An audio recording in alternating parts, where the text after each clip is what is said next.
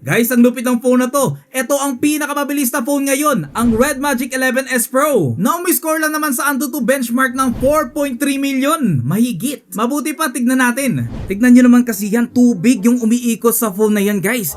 Kahit yung logo niya dito, may tubig na dumadaloy dyan. Ito ngayon kanyang processor, Snapdragon 8 Elite Gen 5 leading version. Yes, the Red Magic logo is blinking at meron siya ditong 24,000 RPM na cooling fan. RGB na rin siya kaya umiilaw. Yes, no more camera bump. Flat kasi siya, guys. Ganito siya kapag tinignan sa gilid, meron siya ditong RGB lights. Pati yung kanyang shoulder trigger, umiilaw na rin yan. Ganyan naman siya sa bottom. At syempre dito naman sa side niya, yun umiilaw din. Grabe ang angas. 4.3 million sa Antutu benchmark naman ang score niya. 144Hz yan, guys, at may enjoy natin yung full screen niya dahil sa under display camera na rin siya. Yes, mas better dito yung kanyang viewing angle. Kung nagagandaan kayo sa video dito ng phone na to, Red Magic lang din yung gamit ko dito. Kaya naman napakaganda ng mga camera dito ng mga Red Magic. Tingnan niyo naman. Oh, di ba? Yes, nandito pa rin ang kanyang switch para sa kanyang game space. Pag kinlik natin yan, wow, mag-a-activate dito. Wow, di ba? Ito na nga ang listahan ng mga naka-install natin ditong laro. Ang kagandahan dito, pwede mo itong gamitan ng gamepad para ma-enjoy mo dito yung full screen niya. At the same time, pwede mo rin itong gamitan ng mouse at keyboard. Kaya kung sanay ka dito sa paggamit ng mouse at keyboard, saktong-sakto ito sa'yo.